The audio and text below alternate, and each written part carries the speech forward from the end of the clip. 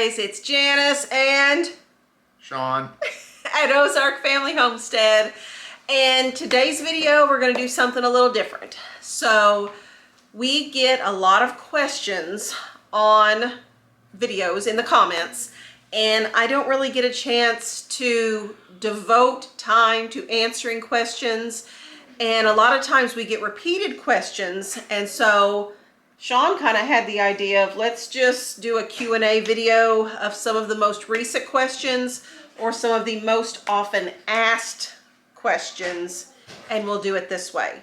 So, and also if there's noise in the background, supper's being made, laundry's being put away, things are happening, so just, you know, be understanding of the noises in the background. But we're going to do this Q&A thing, and I think if you used to watch our live streams, Shawn would write down all the analytics and all the stuff. So he's got the paper. So we will get started on our question and answers. So here we go. Okay, so we've got several questions related to freezers. Okay. So here's the first one. Lois has asked, how do you keep up with what's in the freezers? Like you've got, you know, several freezers, obviously multiple things. I think it's a concern of how do you know what's in there? How are you keeping up with what you have and what you don't have? Okay. Okay, so recently I did a freezer tour and a root cellar tour, and I showed everybody what was in all the freezers and how many did I have. I have 2, 3, 4, 5. It was 8. By the time you count the fridge freezers and the deep freezes and the one upright, it's a total of 8 freezer compartments. And what I've done is, like, I have the refrigerator that's out in the garage, the freezer there is just vegetables, bags of frozen vegetables, and ice packs, like for coolers. So it's devoted just to that. I have another freezer that is devoted just to chicken. One that is devoted just to beef. The one out in the shop has lamb.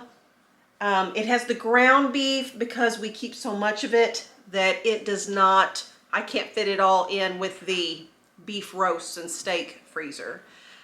Butter is in that one. I think what helps besides the compartmentalizing things is that I don't keep a ton of, I don't know, little individual things. Like I don't have... Things are designed for cooking for the family. Yeah, it's ingredients. It's not grab and go things as much. Like, okay, so when we first got married, we would have things like we'd have frozen microwave burritos. We don't have those anymore. That's not something. Frozen TV dinners, we don't have those. Like frozen lasagnas, and we used to get those frozen enchilada taquitos and all that kind of, we don't get any of that stuff anymore. It's just bags of vegetables or frozen butter or frozen meat. It's very basic, and I think that makes it easier to keep up with stuff. I do date things so that I can use the oldest things first. And yeah, when you open a freezer, any of our freezers, you can, within seconds, even just kind of moving a few things around, you can pretty much tell kind of what's in there. It's not really, you know, hundreds of things buried. Yeah.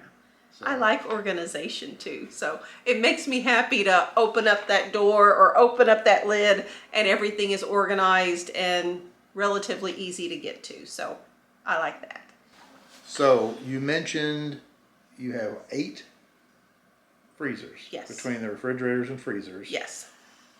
So Heather was concerned about if you've got all these refrigerators and freezers, okay, and you have a power outage, oh, okay, and you lose all this stuff. Now Susan responded, but you go ahead and respond as well.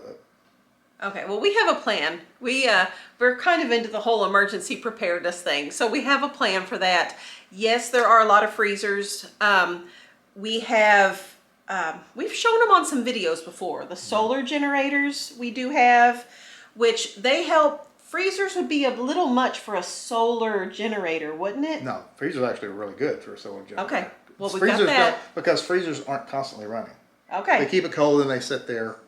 A deep freeze is very efficient. Okay. Yeah, you can hook up quite a few deep freezes to a generator because they're not constantly pulling. Okay. Well, I'm pretty sure I read that if you leave it closed, if you have a deep freeze and you leave it closed, I think it's 48 hours, I want to say, that you should still be good if you are without power for 48 hours and you're not opening up that freezer to letting the cold air out. But, okay, so we've got the solar generators, and I know we've used the fuel generators before. And the fuel generators generate a lot more power, so you can really hook up quite a few things to a gasoline powered generator. Yeah, so when we had the tornado, we had one last year that took out our power 12 hours or so. You don't have to, the thing with that too is you don't have to run the generator constantly on that freezer. If you run it for what, 30 minutes? Yeah, well, I think what we were doing pretty much when we had that power outage was every fridge and refrigerator would get a couple of hours to charge up and make sure it's fully and cold then you'd again. move it to the next then you move it to the next one and let it sit there for, 8, 10, 12 hours sealed up. It's slowly increased temperature, but by the time it starts, you hit it again with the generator, let it cool back.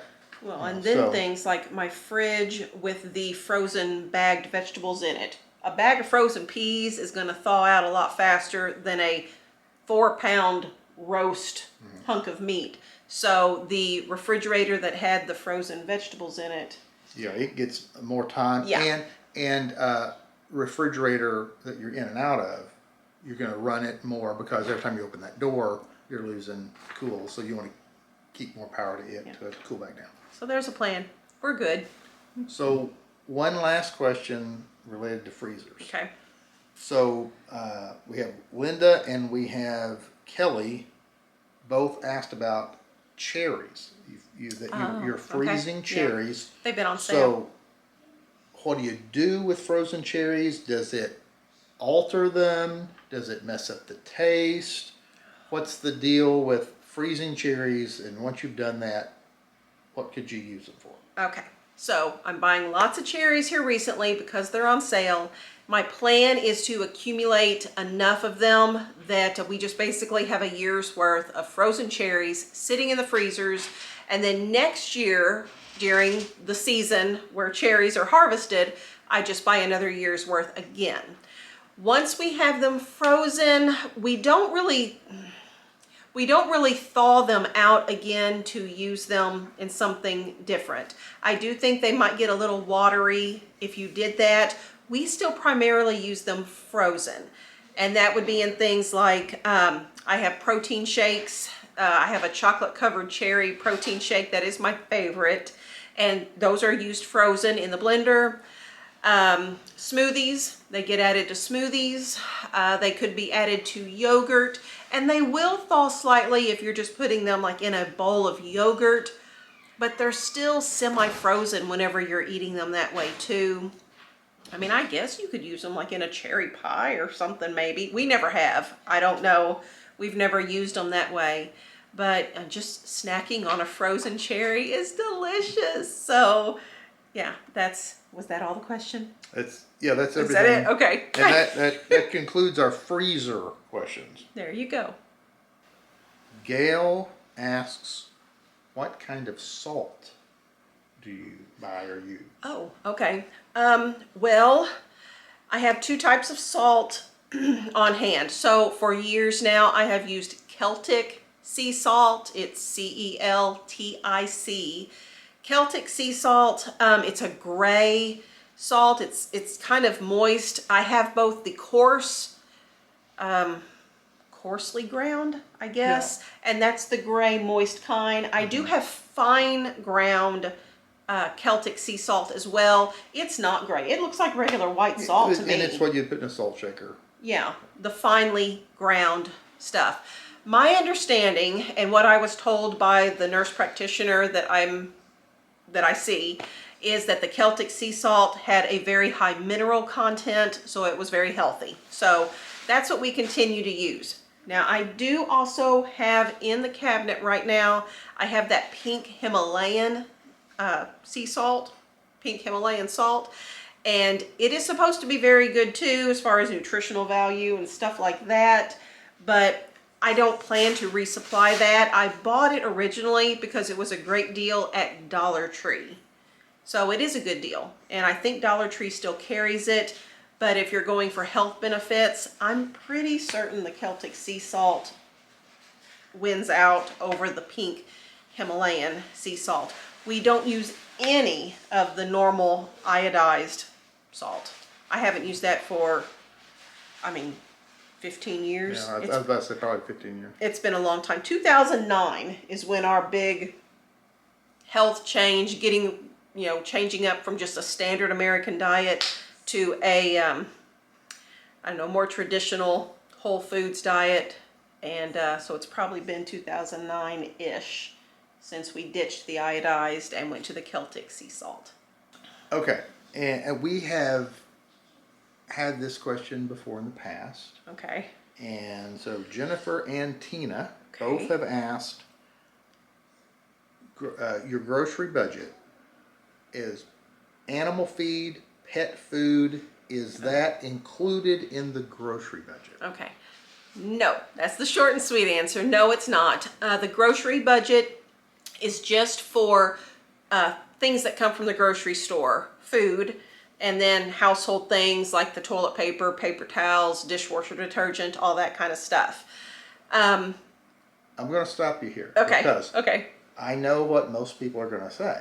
Okay. But pet food, that's where you get pet foods at the Oh. grocery store. We don't. We Okay. don't get ours from the go grocery to store. a He doesn't. Feed store. Yeah, he does the Because, feed store stuff. Yeah, when you have livestock, you're buying bulk, huge volumes of various types of feed, and it is far cheaper to throw in cat food, dog food, all of that. You know, what you traditionally think of as pet food that you could find at a grocery store, you can get that in bulk at the feed store, while we're getting feed for cows and sheep and goats and chickens. And so a feed store is, and I think there might be people who, even if you don't have a farm, if you've got multiple dogs, multiple cats or whatever, if it's never occurred to you, you might want to check out a feed store. Save some money. And see, if you just a way to, keep it, store it, and buy them in 50 pounds at a time. We use barrels. Barrels. Miss Lisa had sent the big, nice plastic barrels, but for smaller quantities, we use those metal trash cans. Yeah. So with the metal lid. trash cans for your smaller, and then those big plastic barrels for the larger for the larger animals. But yeah, that is a separate budget there is category. I have a video where I talk about. It was I think with the it metal was shed that got tied in with blown the shed away in that- the tornado. The shed that is gone. Okay, I'll yeah. put a link to that metal shed that's no longer with us. And the animal feed, I'll put a link to that in the Okay. description box so they can look at that if they want to. So you could see what used to be the animal feed system. Now we're still planning on getting another metal storage building And all of that, by the way, I just moved everything to the barn. for now. So That's I'm where- operating out of the barn, but the same footprint where we had that shed, I plan on putting something else there. That way it's just a little closer to the animals. So, okay, I know this is not on your list here. I'm going to kind of segue here to a question that I've seen on there that I don't know if I have directly answered anybody, but I know it's been asked multiple times. Some people are wondering, what would your grocery budget be if you didn't get eggs from your chickens and milk from your cow, and how would that have affected your grocery budget? Obviously, your grocery budget would be higher, right? Yes, but so in the long run, if you would look at the grocery budget, which I currently spend $122 per person for our grocery budget for the month, and if you look at our animal feed, that livestock budget, if we didn't have that, if you took that away because we got rid of chickens and we got rid of cows and all that stuff, we would come out ahead. We do not raise chickens and have a milk cow and all that stuff in order to save money. Yeah, this is not a Yeah. for-profit homestead. Yeah, I do a lot of stuff so that I can save money. Like I hang laundry on the clothesline to help the electric bill, and I study the sale ads to lessen the grocery budget. Us having animals here on our farm is not a money-saving thing. That's not the reason we have it. The reason we have it is, one, we like the self-sufficiency aspect of having it here. And, I mean, the reason we moved here was so our children could grow up living and learning a homestead, knowing where their food comes from lifestyle. If this is the lifestyle that we wanted to have for our family. So it's not to save money. If you think you're going to save money by going and getting chickens or getting a milk cow, Yeah, I wish you well. Yeah, and you didn't even include the infrastructure issues. Oh yeah, yeah. Yeah, when you're talking about fencing and the chicken tractors, and Yeah. it's a tremendous amount of money to just have the infrastructure to have a bunch of different animals. So yeah, we're doing it a learning experience for the kids, having that just like that well-being of knowing we have that food out there, as they call it, on the hoof. Walking around out there, that we could always have access to. And There is a nutritional aspect to that. I like to think that our raw cow's milk from Daisy has more nutrition than a gallon of pasteurized milk from the store. Same way with our eggs. I like the nutritional value that we get from our animals here, but yeah, it's not for money saving at all. this is another grocery budget question. Okay. So Susan asks, do you foresee your grocery budget changing, going down Okay. in a few years as the older kids start to leave? In other words, if you had fewer people now. Yes, it should go down. I don't like to think about that too much, but yeah. Now there are some things where you get a price break if you buy a 25-pound bag of oats instead of the little, Quaker Oats tubs. But those things will still keep though too. Mm-hmm. So I could freeze that 25-pound bag, put it in a bucket with a gamma lid, and our family of 5 or whatever we are at that time, we could still enjoy the cost savings. It'll be different. Yeah, and I'm just kind of a segue from that. I think, and I used to hear this a lot back before we had kids. You hear these statistics about how much it costs. Oh yeah. To feed children or to have children. Yeah. They are roll in the floor laughable, because people will say, well, it costs X amount of dollars per child. That's not true to raise a child, because if you have one child, there is it's certainly an expense to having one child. Yeah. You have 2 children, yeah, it costs more to have 2 children. It costs more to have 3, but as the number of kids go up, it doesn't. The chart levels out. The chart levels out because you're buying in bulk. Also, they're hand-me-down clothes, things like that. I still have the little playpen that we got at the baby shower for little baby Sam. Yeah, because they He's factored 20. in. They factored in like you buy a high chair for each child. You buy a playpen for each child. That's why those statistics don't make any sense. Yeah. So having 7 children does not cost 7 times as much as one child. Some people still think that. I've had people, even. How can you afford to have 7 kids? Yeah, I saw it cost $20,000 per child to have children. It's like no. It doesn't. It doesn't have to. Yeah. Put it that way. It doesn't have to. I guess say that. And now also, whenever we are a smaller family living here on this farm, we won't have as many chickens. So you won't be buying as much chicken feed. That's right.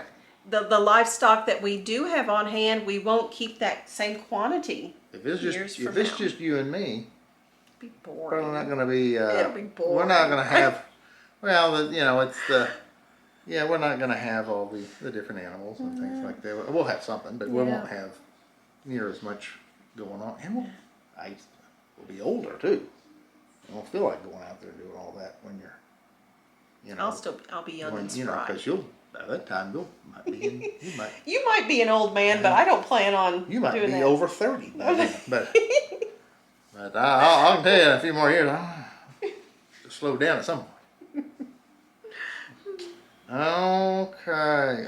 So Lori, she's watching your videos where you're shopping at Aldi. Okay. And you mentioned having coupons. She is like, hey, how are you getting coupons at Aldi? Because apparently other people can't. Okay, well that was a fluke, Lori. I don't have any secrets. Recently I had a coupon mailed to me, and it was if you buy $40, you get $10 off your receipt. I have no idea why I got the coupon, but I did. So just keep your eye out for it. I see some of you all talking about how you get markdowns at Aldi, like in the meat department. I don't know how many years it's been since I have seen a markdown at Aldi. I get them at Tinbox and a lot at Kroger, but virtually never do I see a markdown at Aldi. So go you guys. So while we're talking about grocery stores, Okay. and we've gotten this one quite a bit, Okay. because here in the Ozarks, in this part of the United States, there are a chain of stores called Tinbox. Yay, Tinbox. And the thing that really kind of blows I know people's it. mind The is they 10% go, upcharge. whoa, whoa, whoa, what is this deal? So you go around, it shows these prices, and then when you check out, they Not the say, real price. boom, 10% is added. Yes. What's all that about? Okay. I don't have a great answer for you guys. I don't really know. I did see someone had replied to a comment or commented recently about that's like their profit margin. That's how they. I have had a conversation with a person who's employed Oh, at Tinbox. okay. Okay, an employee of Tinbox. An This is as employee close of- to the sources so you're going to get An then. employee of Tinbox told me, now I'm not saying that I can't swear that this is accurate. But this you was were the explanation. told. This is the Okay. explanation given by an employee. Okay.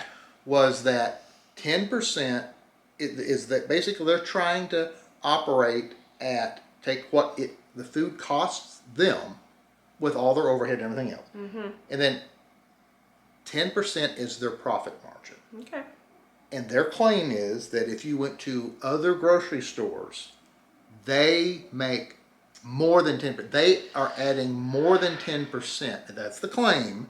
Yeah. So they're in a sense bragging, hey, we're only marking it up 10% and we're showing it to you. Whereas when you go to this other store, they may have marked it up 25%. You just have no idea. Okay. That's I'm just saying this is what is Okay. being expressed. Well, my experience is you all know that I go in and I really try to stick to only the items that are the loss leaders in the sale ads, because those are the exceptional deals.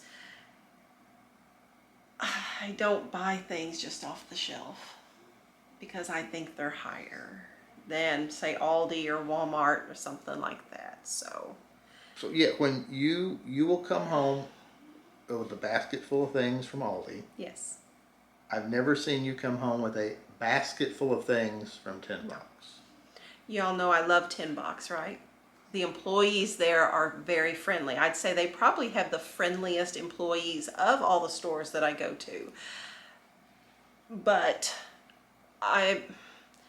and also from a marketing standpoint, I mean, theoretically, couldn't they just add that 10% profit margin onto their stickers? But they don't. You're running the gimmick. But they don't. On as much as I love Tinbox, what I'm going to say, I have my degree's in business and my minor is in marketing. What I'm going to propose is that maybe they're hoping that people won't calculate the 10% upcharge when they're doing their shopping, and They're not going to pay attention to the numbers on the receipt and why their total is what it is. You've got to account for that 10% in order to make sure you're not spending more than what you ought to. So 10% is easy math, though. Yes. So when you're in there, you can. It's Yeah, I easy know. to know what 10%. But I love you, is. Tinbox. Please don't be mad at me. I do love you. Oh, this is Vicky. Okay. I'm answering this one because it's Okay. about me. Okay. Have at it. Apparently, some people find it bizarre, Okay. find it odd, Okay. highly strange Okay. that I am paid once per month. I guess that's not a thing, which is weird to me because when I look back at my jobs over the years, my careers, most jobs I've had, I was paid once a month. When I worked for the state of Oklahoma, they paid once a month. When I was a deputy sheriff, they paid us once a month. And now that I'm a teacher, I'm paid once a month. And it's a salary. So I think a lot of people work an hourly wage job. And when you work an hourly wage job, I think typically you're paid every 2 weeks. Mine were. When I worked at Sam's Club, it was 2 weeks. Southwestern Bell was 2 weeks. Yeah, so When you were a deputy sheriff, that was a salary position? yeah, because I Oh. worked at the Okay. sheriff's leisure. Okay. Because the way it worked, we were 24/7. Whenever we were needed, we had to go. Okay. So they paid us a flat amount each month, and you worked whenever they needed you. I've never had a salaried job. Yeah, so and salaried jobs basically it's not set hours. Right. There's a lot of things going on. It's very fluid, so therefore they pay you once a month. You know, you just need to do what you got to do in that month. Here's what you're going to get paid. There you go. Whereas punching a chime clock, it's usually like every 2 weeks, and they're keeping up the hours and things like that. But yeah, most of my career I have worked jobs where it's a salaried job, and I kind of either set my own hours or I'm on call. So that's why I'm paid once per month. There you go. There you go. That answers that question. Carol has asked, and Carol's not the only person that's asked this over the time that we've had the channel. Why do the girls not wear shorts? Oh. And by the way, the boys aren't wearing shorts either, but anyway. But they asked specifically why the girls. Well, okay, no, the girls, well, they kind of do wear shorts. Kind of. The boys wear shorts. I mean, they never wear shorts. No. I had shorts for the boys to wear, like as pajamas in the summertime. They refuse to. They will not. May I speak as a guy? Okay. We're outside doing farm stuff. We don't want shorts on. Okay. Yeah, we want our legs protected. The boys are always in either blue jeans or BDU type fabric something pants. tough because we're out there. Yeah, we definitely want our legs protected when we're Now, out there. the girls, you'll typically either see them in a dress. We like wearing dresses. They're actually comfortable. I know a lot of ladies don't like wearing dresses because they find them uncomfortable. I'm more comfortable in a dress. This is weird that a guy's going to answer this Okay. because I think Shawn's going to talk about a wearing lot dresses. of women associate dresses with, for lack of a better term, fancy, really dressed up dresses. Oh, like go to church clothes? Yeah, but Okay. but casual type skirts and things like that are comfy, right? Well, yeah. It's not like you're not wearing a ball gown. No, I'm not But, wearing a yeah. ball gown. No, just a skirt with an elastic waist and a t-shirt type top is just super comfortable to me, at least. But now the girls, specifically when they're wearing farm clothes, will be in a dress with some underdress pants. You know, longer pants or leggings in the wintertime. And in the summertime, they will have their underdress pants just go to the knee. So they're pretty much shorts under those dresses in the summertime. So we're not opposed to them. Now, we do both, like for boys and girls, we like everyone to dress, for the most part, modestly. I mean, for whatever standard you want to go by. For our family, we have our own things, but you know, for both the boys and the girls, we just have expectations, and some things that you might see on other channels you won't see on ours, just because it doesn't align with our family's standards. No. Is that enough? I don't know. Is that enough to say? Yeah. Okay, so we got another question, and people have asked this, and it kind of goes with preparedness. Okay. Because people who aren't in that world or don't know people who do that, Okay. it's odd, it's strange. Weirdos. Why do you keep all this food? Why would you keep more food than you're going to eat in a couple of days? Oh, okay. And I did, okay, to go along with that then too, is I have some telling me not to go grocery shopping next week because I do have plenty on hand. And the grocery budget, I have like $23 left in the grocery budget, and you get paid again like the day after I should go grocery shopping. So that kind of goes along with the, why do you keep all this on hand? So from an emergency preparedness standpoint is I don't want to ever have to run to the store to get something because there's a snowstorm coming or civil unrest or, you know, what, pick the bad thing. There was a thing about 5 years ago that was going on where there were shortages in the stores. Abigail called it the sickness. The sickness. The sickness. Algorithm flags that we don't want to say the word. Okay. But yeah, remember back about 5 years ago. Toilet paper, guys. Yeah, all of that going on when there were shortages. There was no panic in this house. Yeah, we had a stockpile. We had a surplus of things already. Didn't go out and panic buy. We had just for years had that extra surplus. So when the shelves went bare in the stores, then we just started using from our surplus. No panic, no worry. Everything was fine. Yeah, because at that time, like I kept way more than a 1 month supply of toilet paper. I probably had a 6 month supply of toilet paper on hand back in 2020, and I don't know, there's just a feeling of security doing that. Now it does take time to manage all of that. And space. And space, yes. So one of the reasons that I do that is you're not going to have a Martha Stewart home. No, I have a very practical home, I feel like, with the things we need, and yeah, so there's that. But that's also how we have the grocery budget that we have. When I find cherries on sale, I buy a year's worth of cherries at I'm not paying $7 per pound for cherries when I want to have them. I'm paying $2 something per pound, and I'm buying a year's worth, and then I'm done. So in order for us to have a 9-person grocery budget of $1,100 a month, it's because I'm doing those things ahead of time. I'm buying steak when they are marked down to $7 a pound instead of $15 a pound, and I have months worth of steak in my freezer. But using that system, if I don't go in and get the loss leaders in the sale ad, the system does start breaking down, and then I don't have the stockpile of things that I want to have when I need it. And a lot of people will say something like, I can't afford to have a surplus.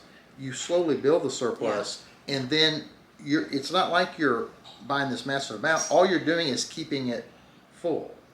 And the next time it goes on sale, you buy a little bit more and a little bit more. And after years of doing that, I did the extreme couponing stuff back when we lived at the other house before we moved here. So, 2007, 2008, 2009, I started doing that. And back then, you tearing things up in there? Just getting clumsy. That's how I started, was doing the couponing. I really didn't pay attention to the sale ads much then because I did the couponing. But yeah, you start little, and it snowballs after a while. So. And I'm going to throw a man thing. Okay, man thing. So on you're stocking up on things. We mentioned about generators. Okay. Generators require fuel.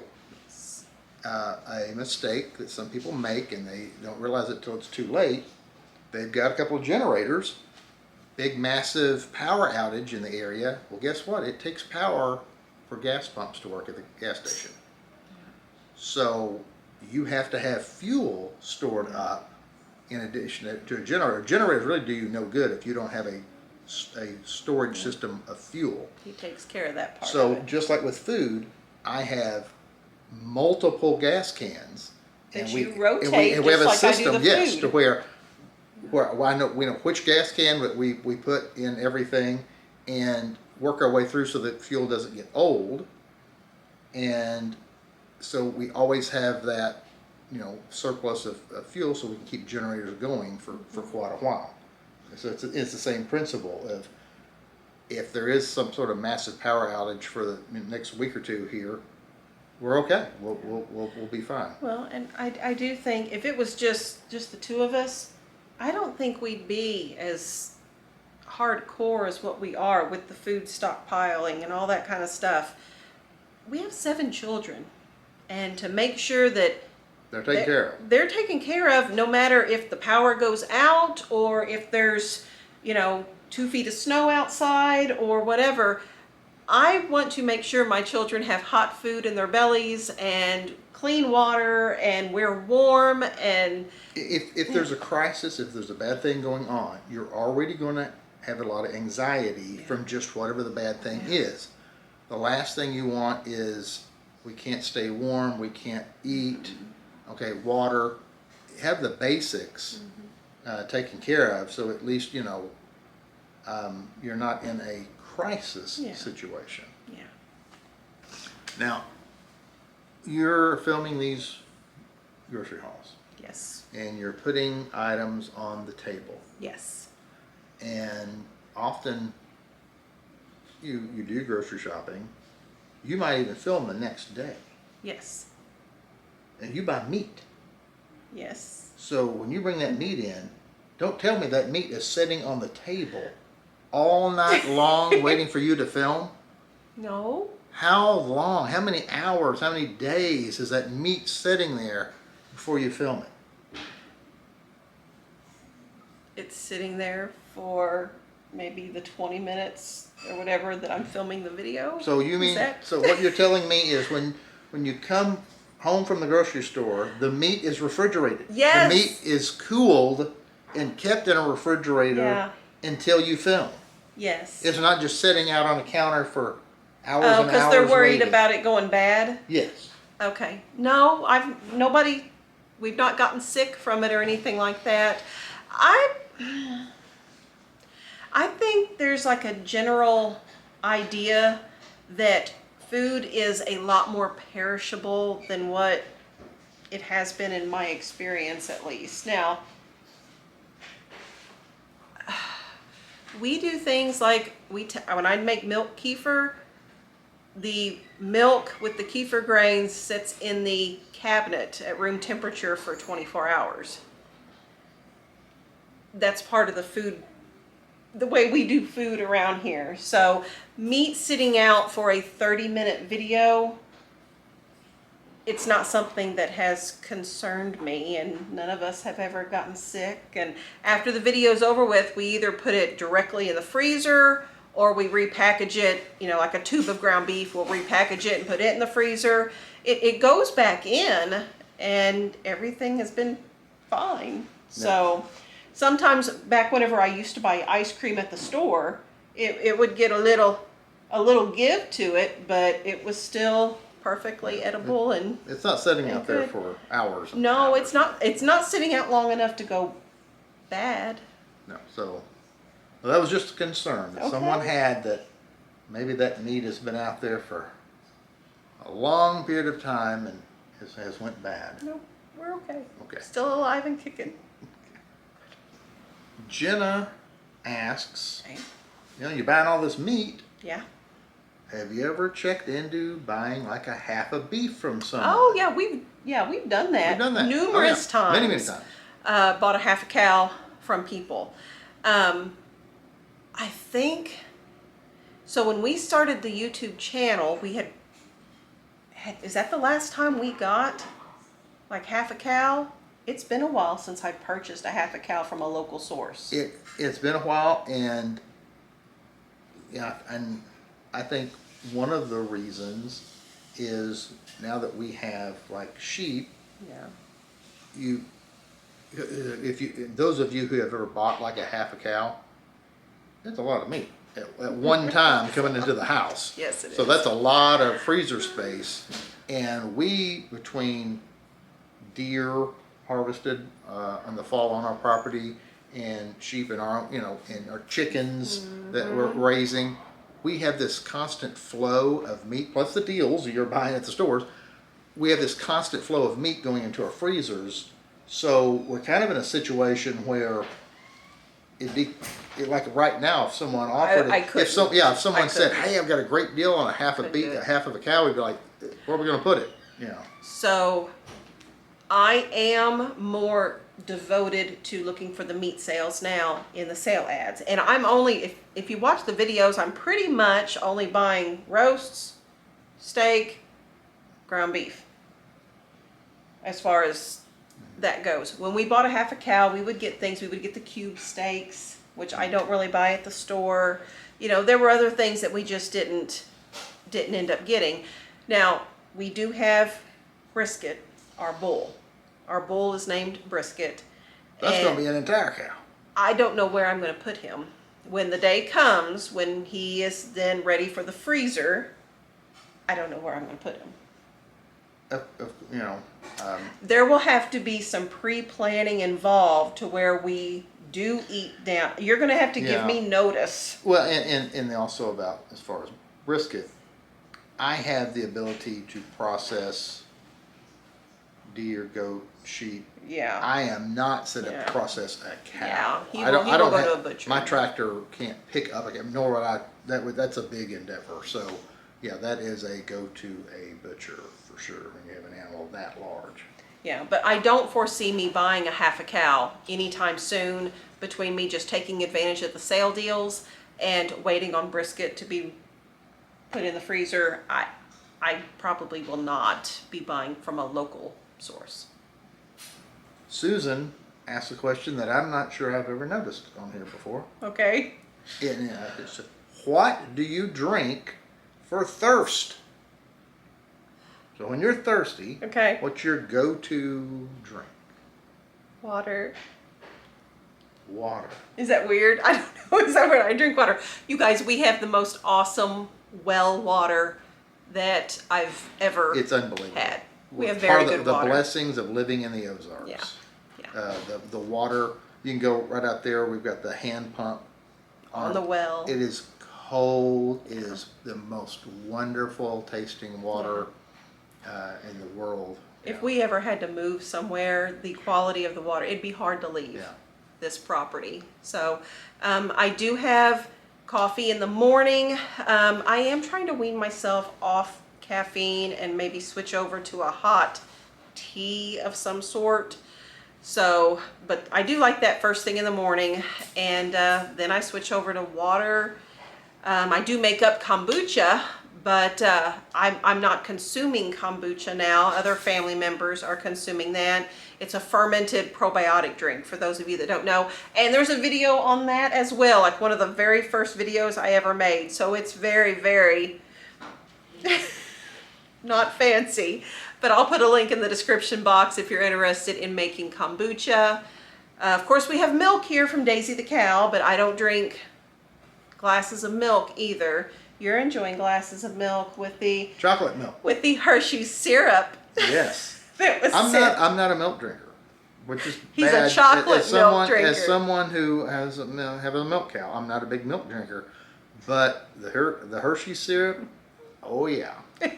Chocolate milk, I can drink milk. I'm drinking about 3 glasses of chocolate milk now a day. So my bones are staying strong thanks to the Hershey syrup. So. Oh my goodness. I don't like a kid, but it's a way to make milk good. So. There you go. Kathy asks your grocery budget. Okay. I think Kathy's noticing what a lot of people are noticing. What? They go to the store and things cost more than they used to. Oh yeah. So have you had to make an adjustment, or do you plan to make an adjustment, because things are a lot more expensive now than they were They are. several years ago? I've been tracking the sale prices and stuff for years now, and yeah, they've gone up in price. And I have made some adjustments, but not to the dollar amount. I've been at the $1,100, I think, since we've had the YouTube channel. I don't think. I think. Yeah, I don't think you've altered it since. I mean, that was 2023's when we started up the channel. So $1,100 for 9 people, $122 per person. That has been my budget for years now, and I don't want it to increase. I'm stubborn, and I don't want it to increase. Now, some of the things that I have changed, those of you that have watched for a long time have noticed there's some things that I just don't buy anymore. My Zevia sodas, I stopped buying those. I just... Yeah, you've cut back and made adjustments. Yeah. Part of those things are for health reasons. Like, I'm not buying the box cereals anymore. They're not healthy for my children, and they have told me they enjoy the granola that Sarah makes up better than they do the box cereal. So I have made some choices with things that really aren't of a nutritional benefit to our family. I haven't bought ice cream from the store. You brought some home from Oklahoma. Brahms. That's an exception. That's an exception, because Brahms ice cream Brahms is special. Manna from heaven. But so yeah, there you go.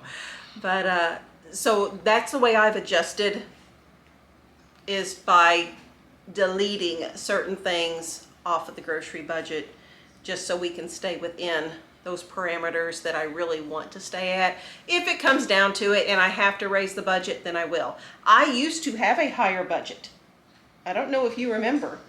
Years ago, when prices were lower, like 2020, I think I was at a $1,500. It was more.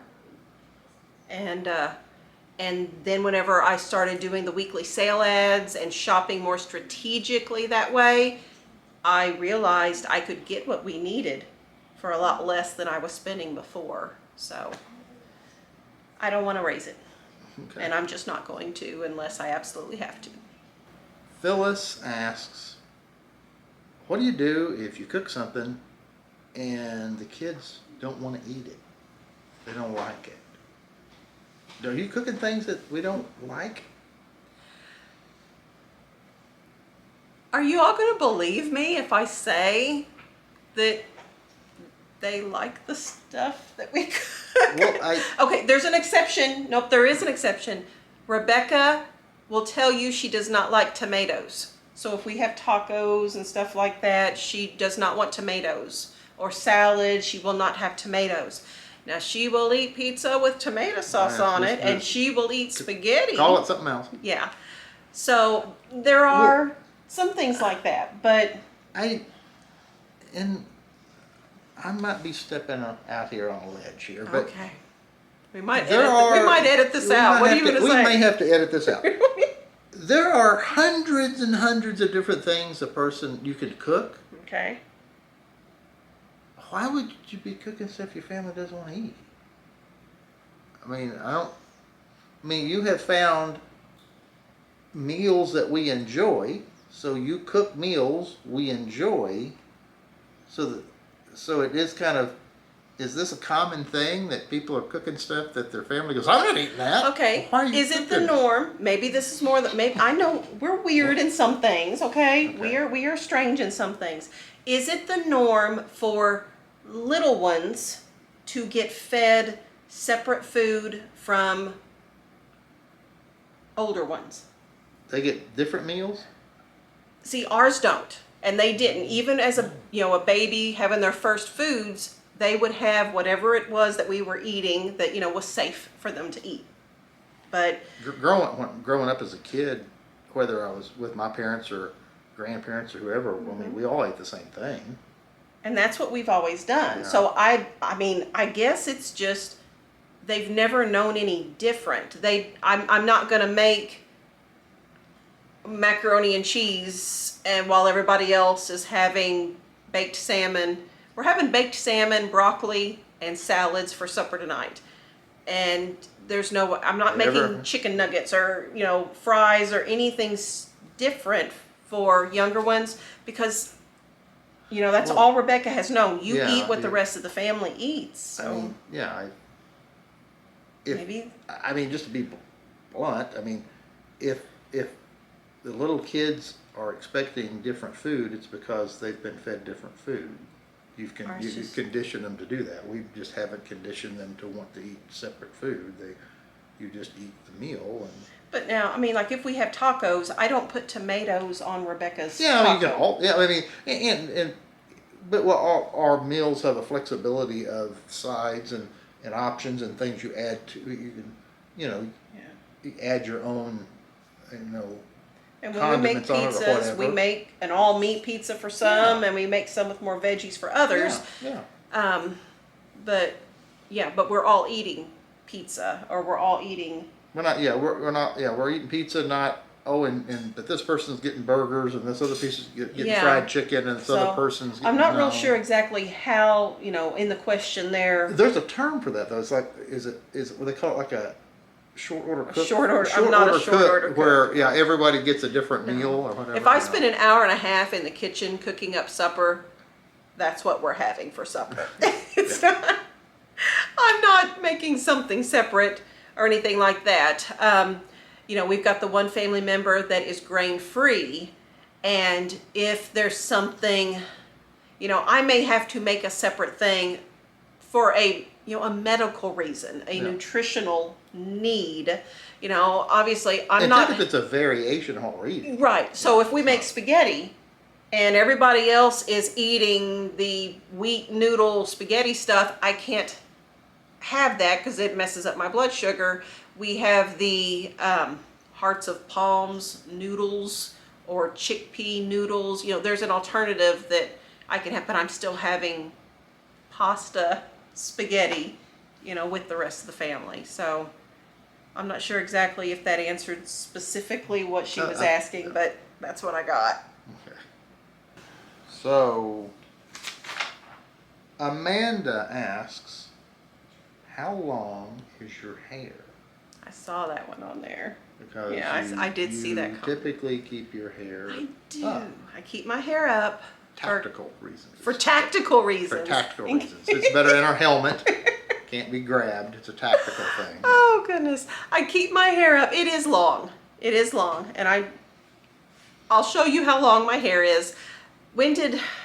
Sarah, it's been several months since I cut my hair, right? It's been a couple months. And because at some point it gets so long that I can't put it up. Let me see. I don't know what my little French twisty thing looks like here. Shawn and I cannot see the camera. Nope, you're not in No, the camera. tell me, do I You need to gotta go down, up? Need to go down more. more? Can you see? And then toward me. There you go. There you go, right there. Okay, French twist. That's how I keep my hair on a regular basis. And I do that just because I'm cooking and I don't want hair in the food. And if I'm busy, busy outside or just cleaning or anything, I don't know. I don't want it on me. I just don't. I don't know why. So I'll go ahead, I'll take it down. It's probably going to look like a mess, and I'll show you how long it is. Oh, these little clips, I have had these little, you see that? Lilla Rose clips. They're made out of piano wire. So they are super sturdy, and there's no affiliation with a company or anything like that. I just like them. Sarah's got one in her hair today too. They last a super long time. Guys, I am held up with bobby pins like you would not believe. And I've been doing this hairstyle for so many years, I can just zip zap, put it up pretty quickly. Taking it down takes about as long as it does to put it up. Okay. Let's see. By the way, ladies, just to let you know, your husbands love it when you take your hair down like this. I'm just saying, just letting you know. Okay. Here we go. Okay, now I'm not going to be able to see how long. It's pretty How long is it? Can they see on the camera? It's right there. Yeah, it's right at your waist, basically. Yeah. Does it show?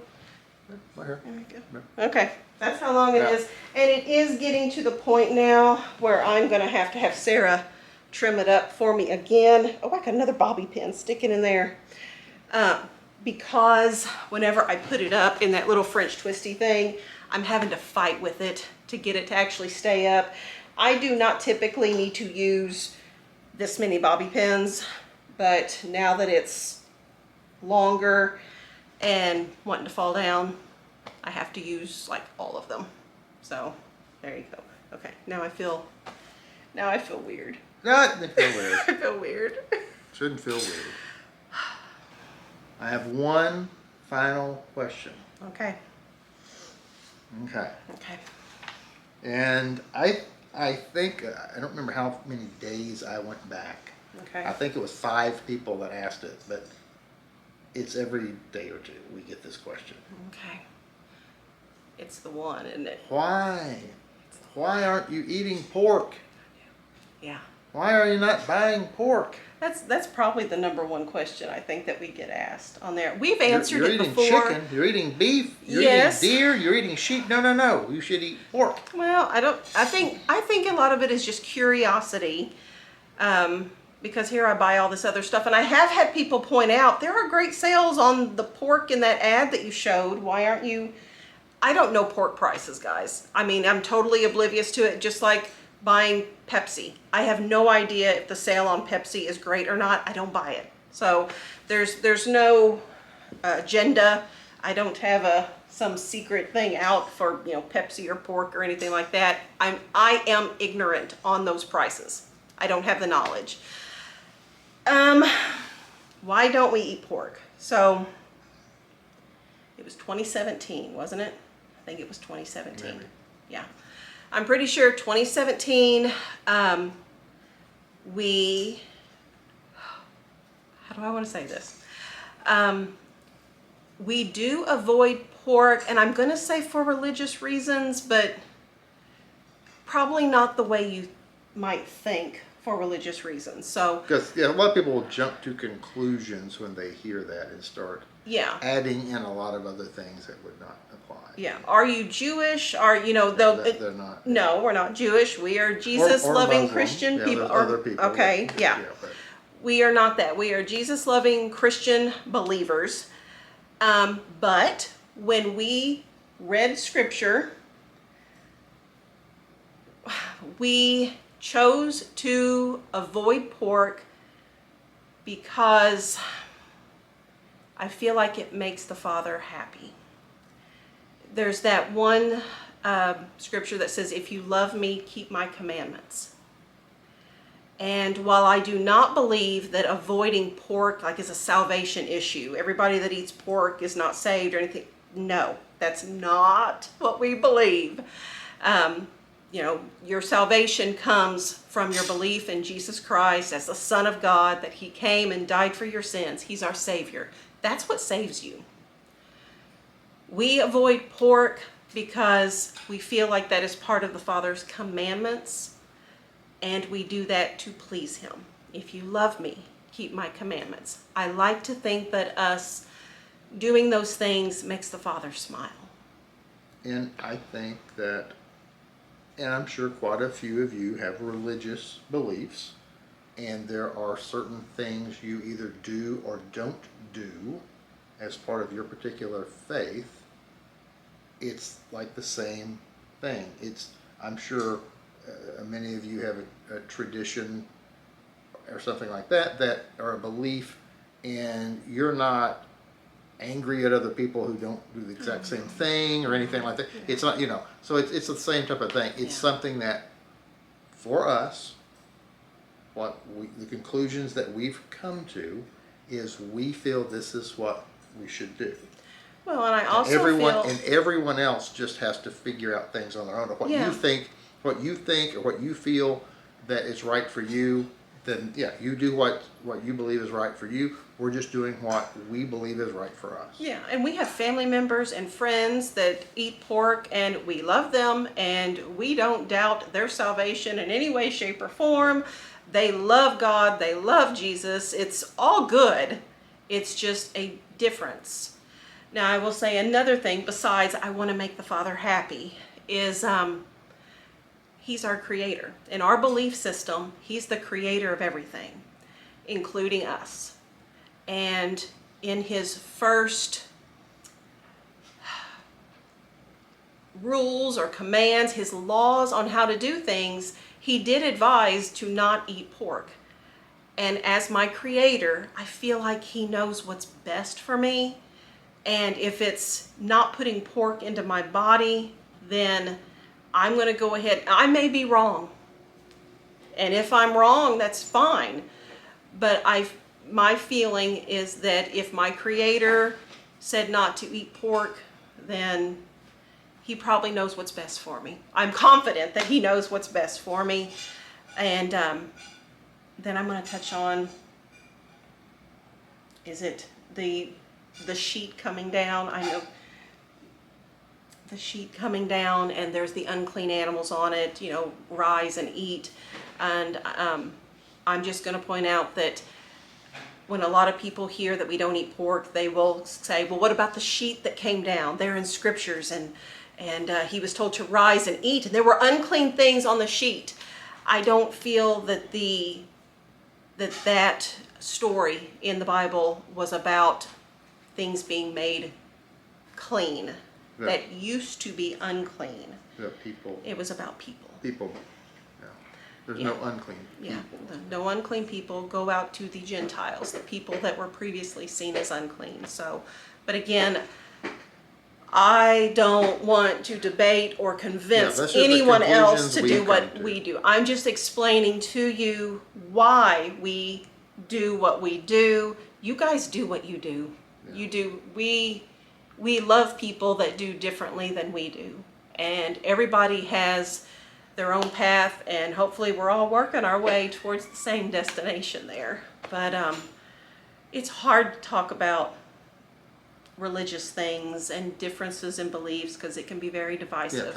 Yeah, I don't want that. A lot of people want to convince you need to do what I do, or we're not doing that. That's not us. We're not telling other people to do what we're doing. This is what our family does. Yeah, this is what we do. This conclusion that we've come to. You work your own things out. Yeah. Well, that was all the questions. He tells me that's it. So that was an entire. Well, I got to the bottom of the sheet of paper and I was like, well, that's it. Oh yeah, that's enough. Okay, well, thanks for hanging out with us. If you have questions, we might, if this is well received, then maybe we'll do this again. If everybody likes this goes across well, this is a good way we can answer questions. Yeah. So if you do have questions that may be in a future Q&A video, you would like, sorry, battery died. I had to go change out the battery. So what was I saying? About if a lot of people watch this video and seem to like us doing this, that's something we can periodically We'll do it again. Yeah, we can just keep up, because and I know some people get frustrated that we're not answering all the questions on the comments, but it's just it's impossible. It's impossible to go and individually respond to everyone. So we were hoping this would work out. The answering the comments and replying, that was my favorite part at the beginning of the channel, of keeping up with people, building these relationships with people. And I have had to do a lot of soul searching and prioritizing, because as much as I enjoy interacting with you all in the comments, I have to limit my time that I spend. And it's been such a learning process in the 2 years. Well, as the channel has gotten bigger too, there's certain things that are impossible. Just like, if you remember back in the earliest days, I used to handwrite letters back to people that wrote us. Well, there's no way. We love you guys. There's no way I could do that. But things have had to change. Yeah. Because our family is our number one priority. We have a farm to run. I've got children to educate. You have a full-time job. Mm-hmm. YouTube takes up time for me. Yeah. Then too, it's just we've had to figure out how to work it into our already busy life. And just please understand, it is absolutely nothing personal if I'm not able to answer your questions and stuff, it is nothing personal. So please, please don't be offended. And remember the comments, even when people can communicate to each other, share information between viewers in those comments. Yeah, so I love you guys, and you're so good to our family, and it hurts me to know that some of you have had your feelings hurt because I'm not answering like I used to, and I am sorry for that. But the volume, if you do have questions, maybe put them in this video. If we do this again, you could go back to the comments of this video. Absolutely, yeah. To see if there's new questions or whatever the most current videos are. Yeah, we might develop. If we do this next month, or I don't know, 6 months from now, I don't know. If this is well received, and we can kind of get a system down to make this work well. So if you did like it, do the thumbs up, because the YouTube algorithm thinks that's a really good thing for you to do. It helps. Double check that you are subscribed, because YouTube unsubscribes people. We do not, but you might not be subscribed. And turns their notifications off. It's a thing. I don't get it. Why they would do that, because that doesn't benefit YouTube either. There's probably some confusion. I don't know. So double check that, and then to help our family's channel grow, just tell people about Ozark Family Homestead. I mean, that's how, just the word of mouth, that's how our channel has grown like it has over the 2 years that we've had our channel. So really appreciate y'all. Thanks for hanging out with us. Thanks. We'll see you on the next video. Bye, guys. Thanks for watching Ozark Family Homestead. Bye.